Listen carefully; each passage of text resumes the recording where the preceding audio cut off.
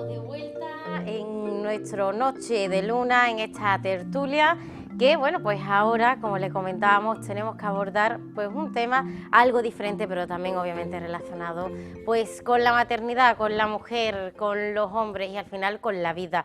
Bueno, tenemos en la mesa una cara nueva que seguimos con Ricardo y con Carlos, pero se nos incorpora José Antonio Barragán, abogado. Muy buenas, ¿qué tal? Buenas noches, encantado de estar con vosotros y muchas gracias por invitarme a vuestro programa. Muchísimas gracias por querer venir, sin duda. Y bueno, también telefónicamente pues tenemos una llamada de Alessandra Ruiz, ¿vale? Que ella es, de la Red Feminista de Andalucía. Muy buenas, Alessandra, ¿qué tal?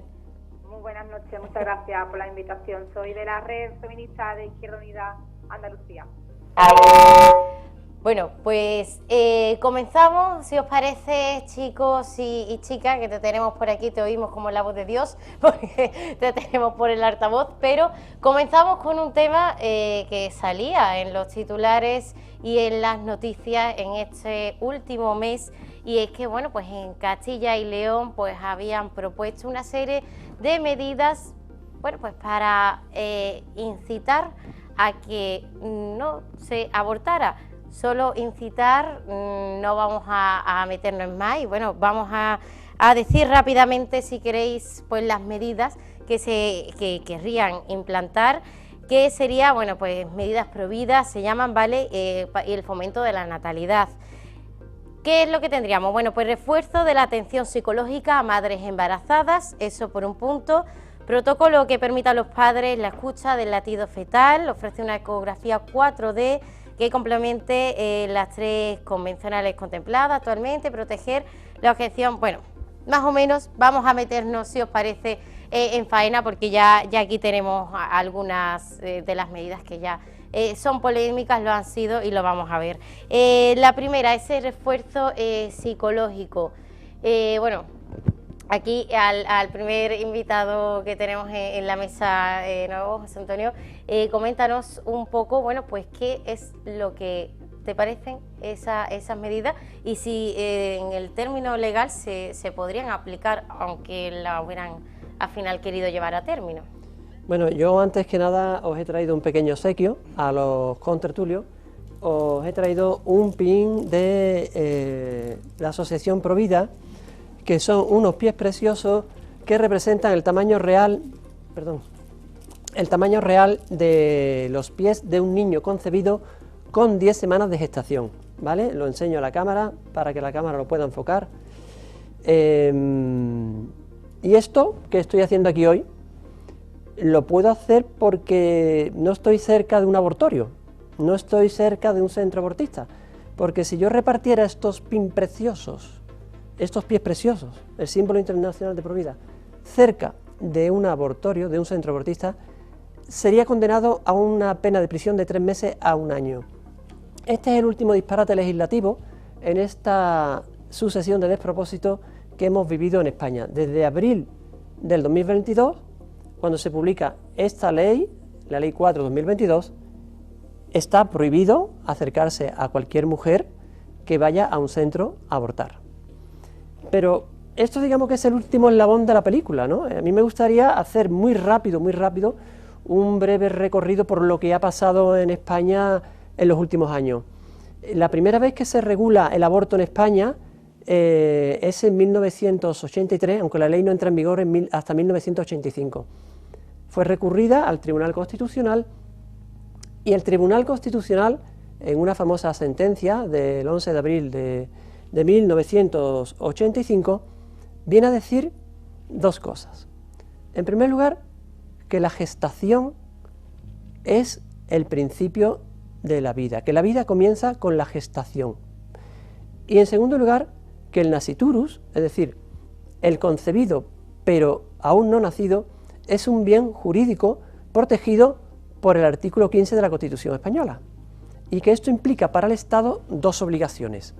En primer lugar, de abstenerse de interrumpir ese proceso de gestación, y en segundo lugar, que el Estado tiene la obligación de establecer un sistema legal que proteja al nasciturus, incluyendo en última instancia las normas penales. ¿Por qué digo esto? Porque esto es muy importante. Esto es muy importante porque esa sentencia del Tribunal Constitucional determinó que el aborto solamente fuera posible en España en 3 supuestos concretos: en caso de violación, en caso de grave peligro para la vida de la madre y en caso de malformaciones del feto. Así estuvimos hasta el año 2010, con una ley de supuestos. ¿Qué pasa en 2010? Pues con el gobierno de Rodríguez Zapatero y la ministra Viviana Aido deciden saltarse a la torera lo que el Tribunal Constitucional había dicho y redactan y aprueban una ley de plazos. Una ley de plazos que implica que cualquier ser humano puede ser eliminado en España en los 3 primeros meses y medio de gestación, en las primeras 14 semanas, sin que exista ninguna causa que lo justifique, por la mera voluntad de la madre.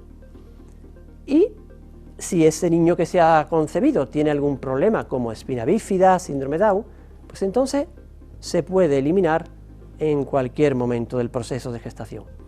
Claro, esta ley, como ustedes comprenderán, choca frontalmente con lo que había dicho el Tribunal Constitucional en el año 85.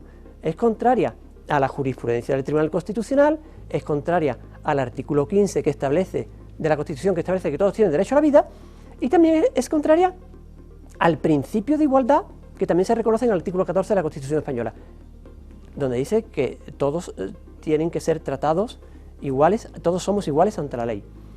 Y también es contraria esta discriminación a la Convención de Derechos de Personas con Discapacidad que el mismo Rodríguez Zapatero había firmado en 2008 y que entró en vigor en España en el 2010, hasta tal punto que el Comité de Seguimiento de este tratado internacional ha requerido a España para que elimine esa discriminación que existe en la ley de 2010. Pues bueno, así, con todo esto me gustaría...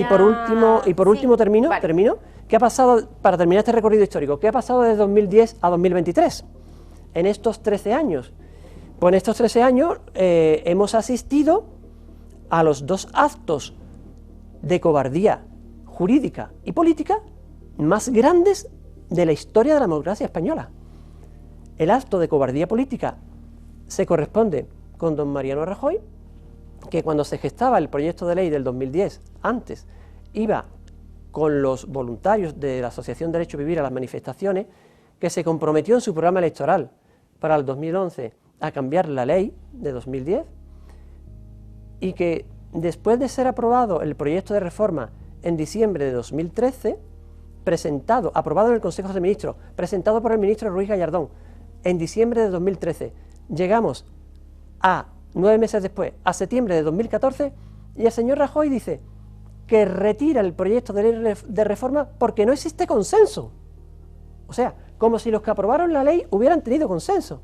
Y eso, claro, eso supone una traición a su electorado, una traición a su programa electoral y una traición a los propios principios del Partido Popular que hasta entonces había defendido, que eran la derecha de los derechos fundamentales, entre ellos el derecho a la vida. Y en segundo lugar, el mayor acto de cobardía jurídica lo hemos vivido en el Tribunal Constitucional, porque después de 13 años, de 2010 a 2023, aún estamos esperando que el Tribunal Constitucional de España realice un corte de copia y pega de la misma sentencia que hizo en 1985 y que yo he leído antes, y que lo ponga en la resolución que estamos esperando después de 13 años, porque la ley actual que está en vigor sigue pendiente de que se resuelva el recurso de inconstitucionalidad que se presentó en el año 2010. Y después de 13 años, los 12 magistrados del Tribunal Constitucional que han ido estando a lo largo de estos años, ya sean progresistas o conservadores, han traicionado el deber constitucional que les fue encomendado y han traicionado el juramento a la Constitución que en su día hicieron de cumplir y hacer guardar la Constitución. Bueno, por alusiones no, porque José Antonio, no estás hablando del derecho a la vida, está claro, pero también nos falta un poco ese derecho a la mujer, ¿no? Donde ahí no nos ha parecido, no sé, Alessandra, ¿Qué es lo que te parece a ti esta intervención? No existe el derecho al aborto, no existe el derecho al aborto. Y eso de que no existe el derecho al aborto... Espera un momentito, Alessandra, ¿estás aquí? Sí, estoy aquí. Lo que Ah, pasa, vale. Como sigue charlando, no quería hacer demasiado ruido. A ver, en primer lugar, bueno, yo creo que afortunadamente, y así confío, los ordenamientos jurídicos tienden a ir evolucionando en el sentido de mejorar las condiciones y de, sobre todo, recoger y reconocer los derechos de las personas, en este caso los derechos de la mujer a la hora de decidir de forma libre sobre su cuerpo. En este sentido, lo que hemos vivido en Castilla y León ha sido sin duda un intento más de criminalizar precisamente la libertad de las mujeres a la hora de tomar sus propias decisiones, en lo que constituye además un maltrato psicológico en toda regla. Decía aquí el señor que estaba hablando que va a estar prohibido que gente se acerque a las clínicas abortistas para hacer lo que venían haciendo y lo que siguen haciendo, que de alguna manera es intimidar a las mujeres que van de forma libre a ejercer su derecho a la interrupción voluntaria del embarazo. Son situaciones de maltrato psicológico. No podemos olvidar que el estigma del aborto está ahí y que precisamente por culpa de estas situaciones ese estigma se acrecienta. Tampoco podemos olvidar que en definitiva lo que ha hecho Castilla y León con estas medidas que han propuesto es salirse totalmente y de forma arbitraria del ordenamiento jurídico que tenemos en nuestro país. Un ordenamiento jurídico al que debe someterse, un marco jurídico estatal, igual que cualquier otra comunidad autónoma. Hay una ley orgánica de 2020 en vigor y en el próximo mes se va a aprobar la reforma de esta ley en la que se va a eliminar ese requisito de los 3 días de reflexión y la información para poder acceder a la prestación del aborto, a la prestación sanitaria. ¿Qué pasa con esto? Esto nos permite avanzar en derechos y que cuestiones como esta precisamente pues estén prohibidas, porque es que lo de ir a intimidar a las mujeres es eso, sin duda supone intentar tutelar, y eso es un maltrato psicológico que, como decía antes, criminaliza la libertad de decisión de las mujeres a la hora de decidir sobre su propio cuerpo. En esta reforma se abordan varias cuestiones, entre ellas pues la garantía de poder acceder a la prestación sanitaria del aborto de forma libre, de forma segura y de forma también gratuita en la sanidad pública, partiendo de un criterio de proximidad y acompañamiento, por supuesto, y con un registro de objeción de conciencia del aborto seguro en la pública, porque además durante la elaboración de esta ley, en el diagnóstico, se arrojaron unas cifras que determinaban que más del 85% de los abortos en España se producían en la sanidad privada, con lo cual aquí también estamos asistiendo a un problema de clase. Ese es uno, ¿no, Alessandra, de los puntos también al final clave de esta nueva reforma, ¿no? Que al final sean los centros públicos. Exactamente, que sea una prestación pública, que sea una prestación segura a la que podamos acceder en igualdad de condiciones, tengamos o no condiciones económicas que nos permitan, ¿no?, poder pagar esa prestación. En definitiva, el derecho a la mujer a la hora de interrumpir de forma voluntaria el embarazo es una exigencia que venía, por supuesto, una reivindicación histórica del movimiento feminista sobre la que había consenso. Como bien ha dicho este señor, había una ley ya que regulaba este derecho. En el 2015 Gallardón intentó reformar esta ley para meter estos requisitos y no fue un acto de cobardía, fue un acto precisamente como resultado de que todo el movimiento feminista se echó a la calle para reclamar y reivindicar que el aborto es un derecho a la mujer, el derecho de la mujer de poder decidir libremente sobre su propio cuerpo. Una decisión que además, ojo, hay que recordar que la ley del paciente ya establece que a partir de los 16 años se pueda decidir, el paciente pueda tomar sus propias decisiones. Otra de las medidas de esta ley que ha creado polémica es el tema de la edad.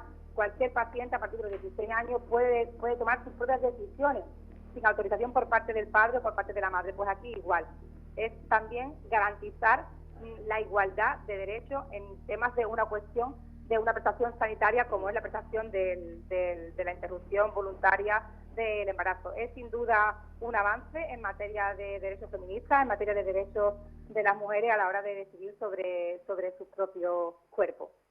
Bueno, antes de seguir me gustaría conocer, Ricardo, también un poco, bueno, pues tu opinión al respecto, porque, bueno, pues tú estás también con esas mujeres desde el minuto cero, entonces es difícil tanto una opción como otra al final para ellas, ¿no? Claro, esto es un tema muy delicado, porque como se puede ver hay dos posiciones totalmente opuestas, que una exime pues el derecho a la vida y la otra parte pues exige el derecho a la mujer a poder interrumpir un embarazo no deseado. Una vez que una pareja o una mujer decide no continuar un embarazo no deseado, evidentemente no puede haber nadie que vaya por detrás intentando convencerla de lo contrario, ¿no? Aquí la compañera ha hablado de la nueva ley la nueva ley que se está tramitando. Como ha dicho ella, actualmente la ley de autonomía del paciente ya establece la mayoría de edad de 16 años en la sanidad pública. Es decir, que si un niño de 16 años se tiene que someter a algún procedimiento en la sanidad, no requiere el consentimiento paterno. En el aborto actualmente sí lo requiere, que es lo que quieren ahora abordar, ¿no? Que quitar nuevamente ese consentimiento, cosa que les veo lógica, ¿no? Al fin y al cabo. Porque yo, más que nada porque yo me meto en la piel de una muchacha de 16 años que se queda embarazada y no me quiero imaginar la angustia, ¿no?, que tiene que sentir cuando, en fin, cuando pues, que se entera de que está embarazada, ¿no? Claro, ya depende de la relación que tenga esa niña con sus padres, pues hablará con ellos o no. Si la niña cree que si se lo cuenta a sus padres, el padre la va a reñir, la va a castigar o, en fin, Sí, que etcétera, le tenga miedo, evidentemente no se lo va a contar a sus padres. Yo como padre que soy de una hija, me gustaría que me lo contara, evidentemente. Es una decisión que tendría que tomar ella, no yo, y que tome la decisión que tome, los padres la tienen que apoyar, y que si pide consejo, dárselo, pero no intentar convencerla de una cosa u de otra, evidentemente. También quieren abordar, como ha dicho ella, la mayoría de los abortos se producen, en más del 85%, se producen en la sanidad privada. Ahí yo no estoy muy de acuerdo en que tenga que ser pública, en algunos supuestos me refiero. Si se decide interrumpir el embarazo voluntariamente, es decir, si la interrupción del embarazo es debido a un problema de salud del feto, un problema de salud de la madre, estamos incluyendo también la salud mental, o es menor de edad, me parece correcto que sea la sanidad pública quien lleve ese procedimiento. Si es una interrupción del embarazo voluntaria, donde no hay ningún problema de salud, ni para el feto ni para la madre, yo creo que eso tiene que quedar fuera de la sanidad pública. A mí me gustaría señalar que es curioso que estemos tres hombres precisamente opinando aquí Pues sí, de este tema. Eso para empezar, por lo que agradezco a la compañera que se haya presentado aquí. Yo sí que quería decir que, obviamente, primero que estamos, me voy a ir más allá de leyes y más allá de toda esta historia de legislativa, tenemos que tener en cuenta que la cultura ha sido androcentrista, falocentrista y que ha sido el hombre quien ha gestionado todas las políticas llevadas hasta hoy en día y que el feminismo solo llega a finales del siglo XIX, que hemos seguido parándole los pies y aunque las mujeres han podido expresar a partir del 1800 y pico, o sea, con una carga histórica enorme a nivel legislativo y demás, la mujer solo se ha podido expresar, bueno, ha empezado a expresarse, de hecho, en España empieza a formar parte de la vida pública en 1933, con lo cual, además, con todas estas guerras y todo lo que hemos tenido aquí.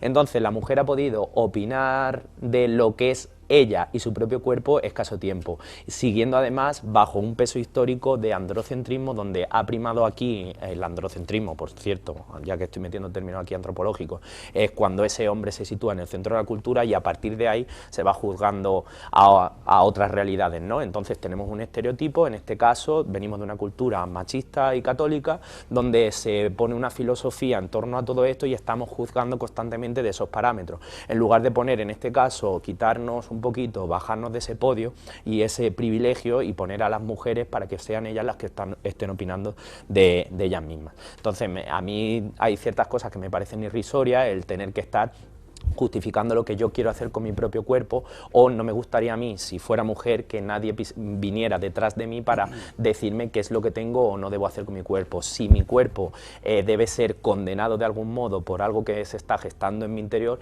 y que yo por las razones que solo me afectan a mí y que afectan a mi cuerpo y a mi situación económica y mi realidad y mi futuro y mi presente y mi demás, no quiero que nadie venga a decidir sobre mí. Entonces yo, si fuera mujer o como mujer, y ahí lo apoyo el que ellas tengan total libertad para elegir sobre su cuerpo, y es más, apoyo también el que la sanidad pública, igual que los hombres metemos la picha donde no debemos y nos dan una atención para las cosas que no puedan pasar, pues las mujeres puede ser que tengan algunas cosas como esto y quieran hacer uso de la sanidad y no quede relegado además a las clases sociales. De hecho, en Argentina, por ejemplo, donde el aborto estaba ilegal y demás, se reconocía como en la sanidad pública, bueno, se hacían esos abortos de forma clandestina y se atendía especialmente a mujeres de clase media-baja, relegando, ¿y dónde estaban esas clases altas? Que también las había, pero quedaba relegado a centros públicos, entonces, a centros privados, perdón.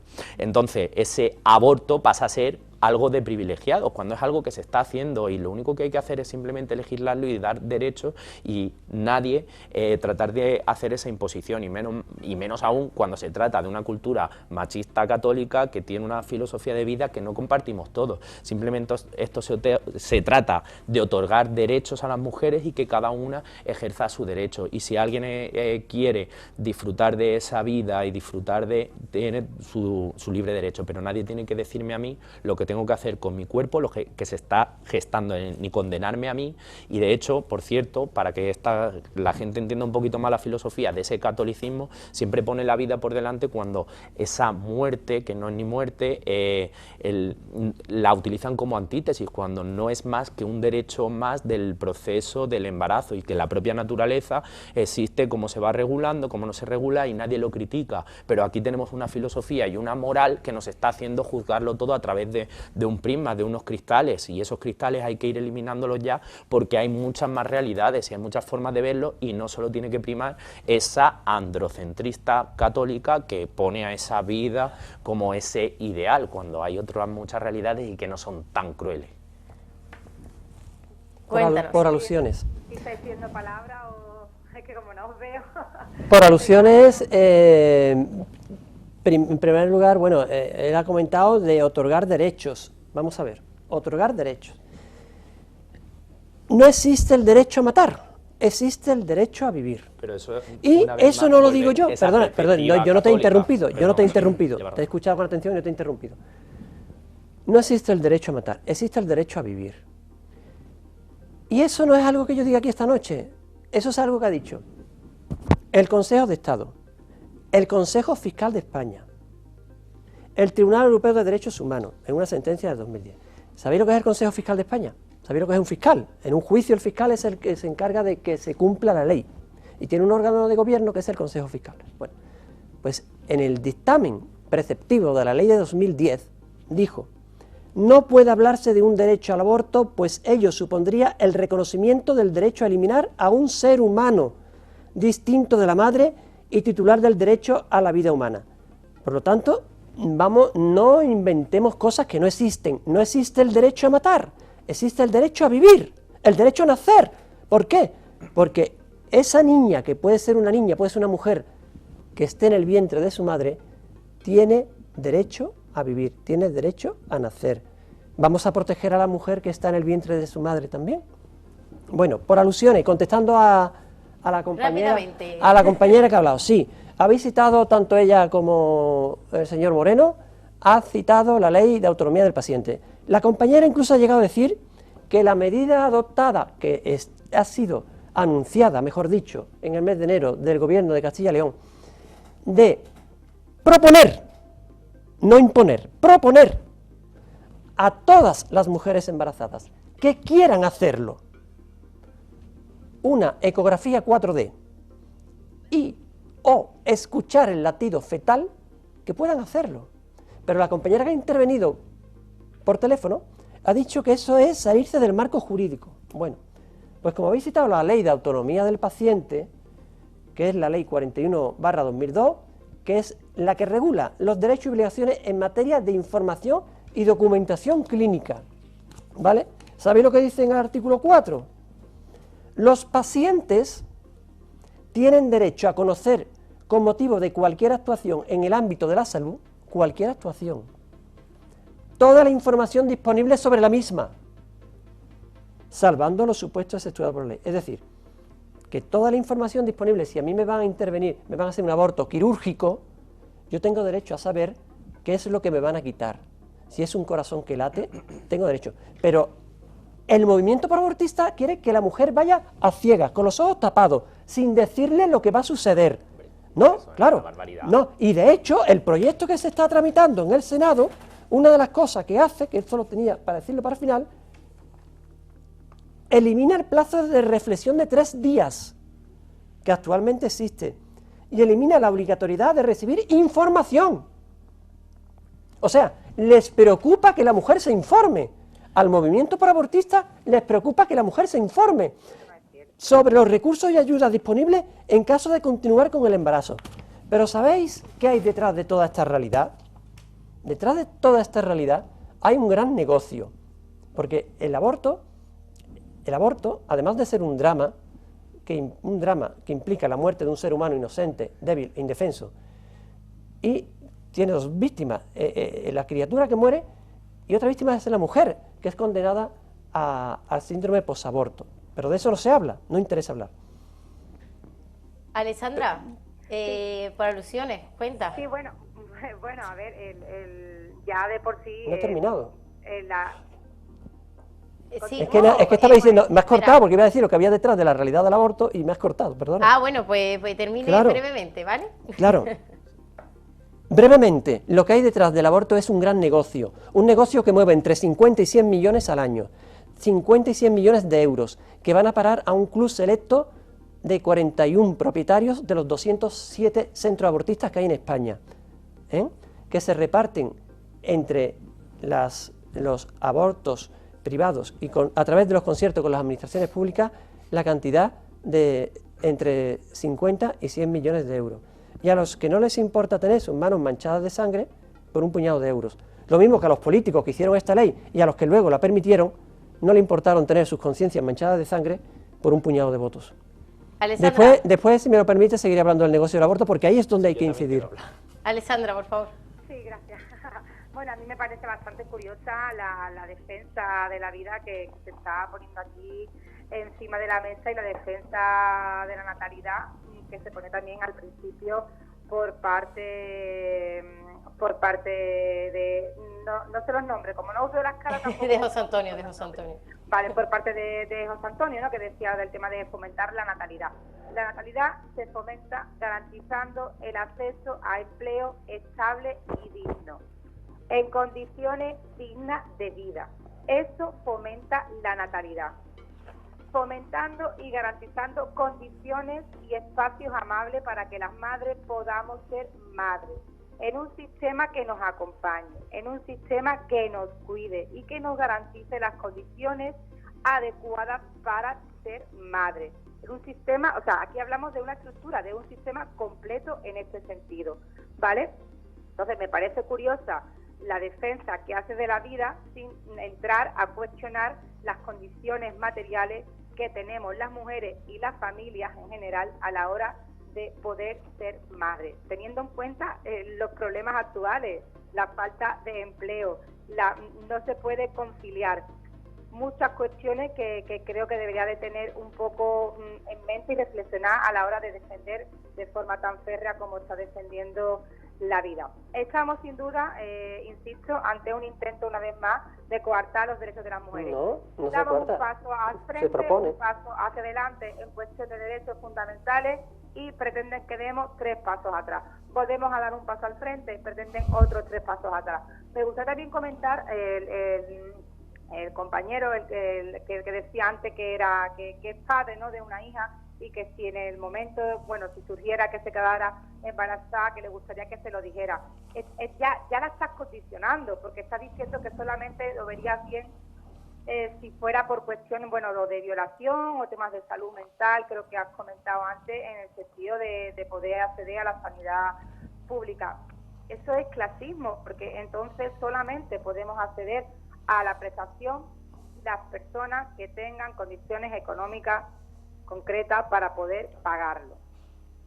Creo que aquí hay un problema de clasismo muy importante. Aquí hay que garantizar el acceso a la prestación de la interrupción voluntaria del embarazo, sea cual sea tu cartera y sea cual sea las condiciones económicas que tengas por delante. Creo que es muy importante, creo que ese es el avance real y concreto para evitar precisamente el problema que nos estábamos encontrando en las clínicas abortistas con ese acoso y derribo a las mujeres.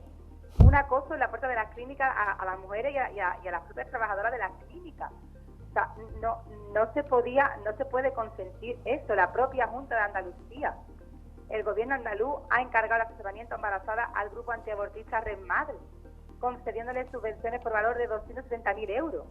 Una asociación impulsada por el partido de la ultraderecha. O sea, es que eso es una barbaridad, es un despropósito, es una barbarie, y ante esa barbarie decimos que no, que seguimos dando paso hacia adelante, que seguimos protegiendo los derechos de las mujeres, que la mujer tiene derecho de decidir sobre si continúa o no con su embarazo, sea cual sea la condición que la lleve a esa decisión.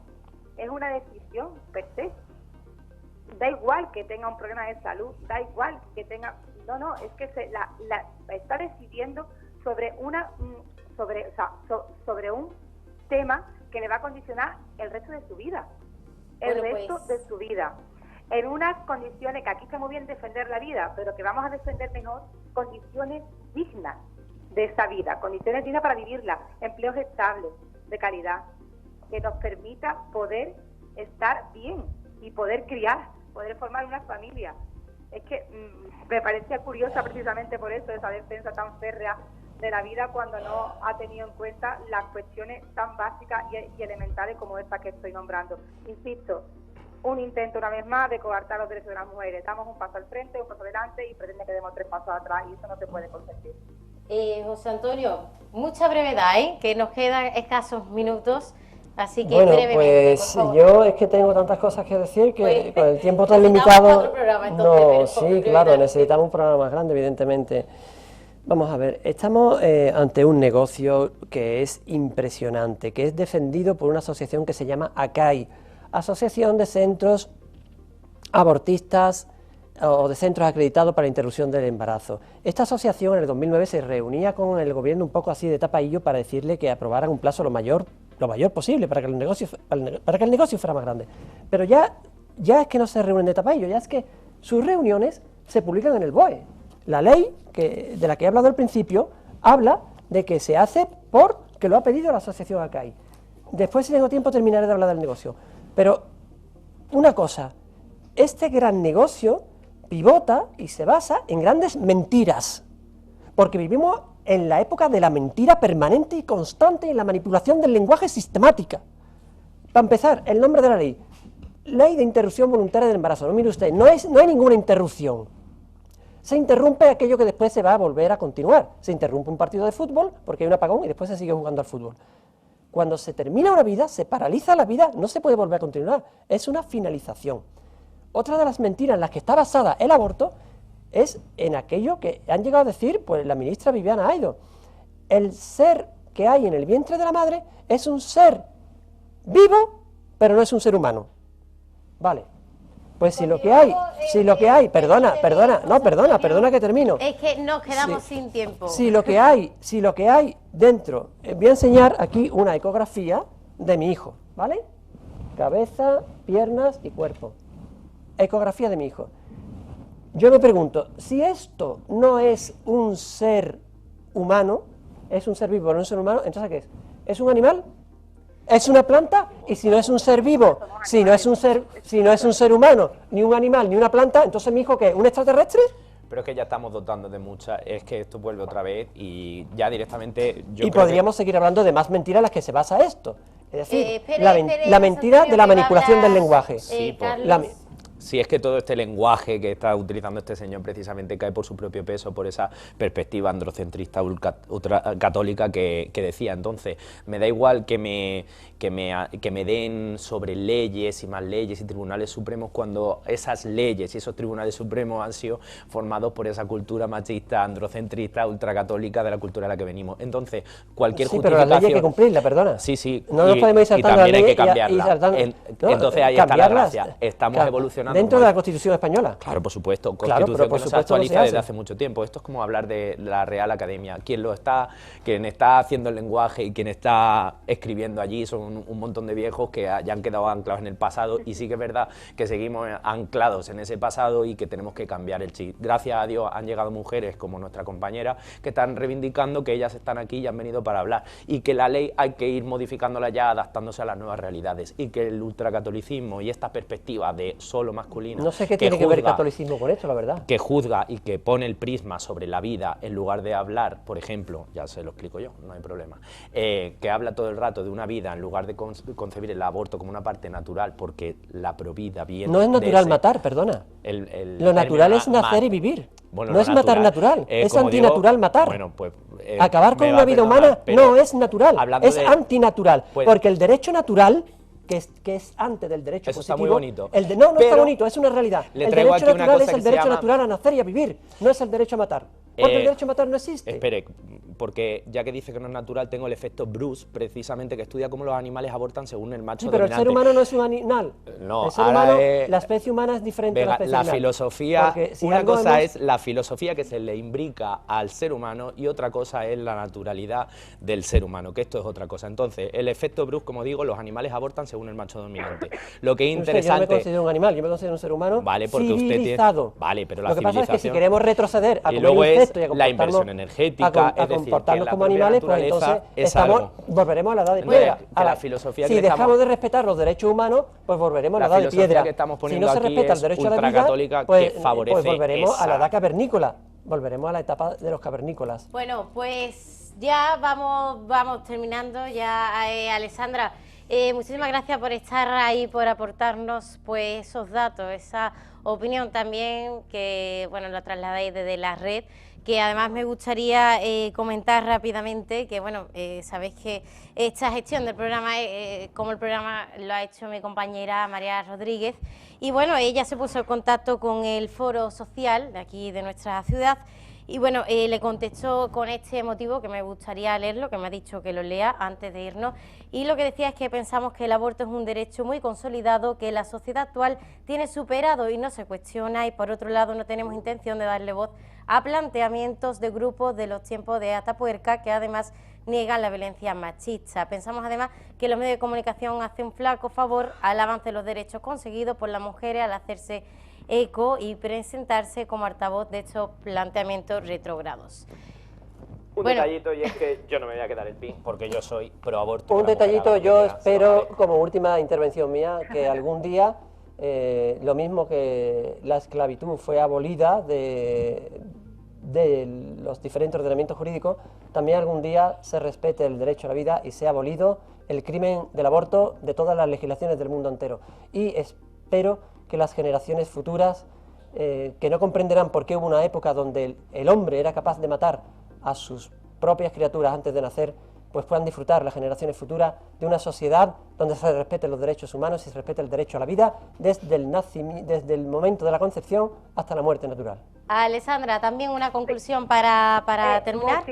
Muchísimas gracias. Entiendo que el comunicado que has leído es del movimiento feminista de allí de Lebrija, ¿es Sí, así? así es. Vale, pues, hombre, yo totalmente de acuerdo con las compañeras a la hora de poner en la mesa que es un flaco favor dar voz a este tipo de discursos porque sin duda algunas al final ayudan a que de un paso adelante que logramos dar, den pasos atrás y pongan en la agenda discursos que van en contra de los derechos de las ¿Le mujeres. gustaría que no existiera la libertad de expresión? Le pregunto. Y discursos que, como en el caso de él, ha estado una y otra vez de forma constante criminalizando la libertad de las mujeres a la hora de decidir. Usted está criminalizando la libertad de expresión. La que está criminalizando la libertad es usted, la libertad de expresión. En ese sentido... ¿Desearía que no tuvieran voz los que defienden la vida? Le pregunto, ¿usted desearía que no tuvieran voz en una televisión los que defendemos el derecho a la vida? Le pregunto. En este sentido, estoy haciendo la conclusión que me ha pedido la compañera que dirige este programa. Vamos a tener también un respeto hacia ella, porque coincido con el compañero que decía antes que también es triste que se esté hablando de un tema que incumbe a la decisión de las mujeres y sean 3 hombres los que están hablando. Coincido totalmente con el compañero, con los planteamientos y con los análisis que ha puesto sobre la mesa. Insisto, toda mi solidaridad, mi empatía y mi solidaridad con las compañeras del movimiento feminista que han decidido, que han tomado esa decisión. Yo por mi parte sí quería participar, porque también es necesario a veces contrarrestar este tipo de discursos, aunque a veces sea debatir con una pared. Y en ese sentido, muchísimas gracias a la televisión de Lebrija por invitarme y por darme voz también a mí. Muchas gracias. Y al compañero por empatizar. Ya tenemos que concluir. Muchísimas gracias, Alessandra. Carlos, conclusión rápida, por favor. Rápida. Voy a concluir con un artículo del aborto como bien social. Él dice, y con esto me quedo: el aborto forma parte de la medicina reproductiva y no puede ni debe ser su antítesis. Aborto y maternidad van de la mano, y la libertad de ser madre implica también la libertad de no serlo.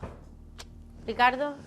Bueno, pues yo decir que cada uno tiene que ser libre de decidir sus propias decisiones, que nadie tiene que verse obligado a hacer nada que no quieren, evidentemente. Y bueno, pues volviendo a la primera parte, a pesar de las dificultades de ser padre, ¿no?, de esos sacrificios que uno tiene que hacer como padres y madre, ¿no?, a pesar de eso, tener hijos y formar una familia con ellos es una de las experiencias más bonitas, más maravillosas y más gratificantes que uno puede hacer en la vida. Bueno, pues hasta aquí llegamos ya con nuestro programa. Antes ya nos has hecho la conclusión. Es que por alusiones... Ya hemos terminado el debate de hoy, pero no se preocupen, que en Noche de Luna hay muchos más, y nuestra compañera María Rodríguez será la que esté al frente. Muchas gracias por estar, como siempre, en directo, vosotros, nuestros espectadores. Un día más, nosotros nos vemos mañana con mucho más. Y bueno, y ahora continuamos con la hora de María Primavera, que ya saben que no paramos. Así que disfruten y sean felices. Adiós.